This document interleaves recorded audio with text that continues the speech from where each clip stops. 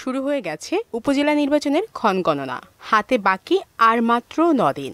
8 মে প্রথম ধাপে 150টি উপজেলা পরিষদে নির্বাচন অনুষ্ঠিত হবে। নির্বাচনের প্রচারণাকে কেন্দ্র করে এরই মধ্যে মেহেরপুরের মুজিবনগরে মহাজনপুর গ্রামে 2 চেয়ারম্যান প্রার্থীর সমর্থকদের মধ্যে সংঘর্ষে অন্তত 13 জন আহত হয়েছেন।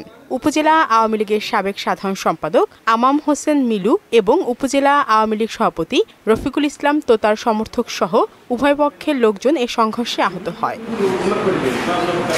ওয়ালটন ফ্রিজ কিনে অনেকের মতো আপনিও হয়ে যেতে পারেন মিলেনিয়াল। সেরা পণ্যের সেরা অফার। গত 26 এপ্রিল রাতের এ ঘটনায় স্থানীয়দের মধ্যে আতঙ্ক বিরাজ করছে। প্রশাসনের কাছে এর সুরাহা দাবি করছেন তারা।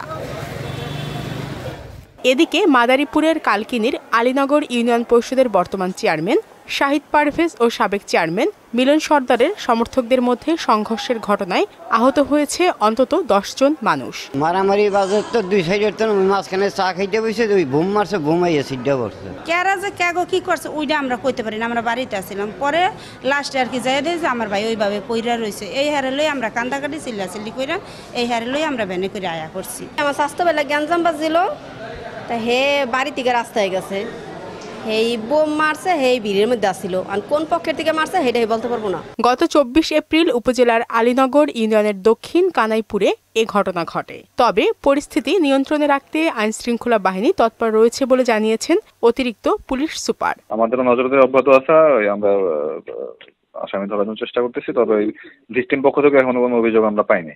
সংঘাত কিংবা হানাহানি নয়, উপজেলা পরিষদ নির্বাচনে সৎ ও যোগ্য প্রার্থীকে বেছে নেবেন ভোটাররা, এমন প্রত্যাশা সবার। শারমিন স্বর্ণা, মোহনা সংবাদ।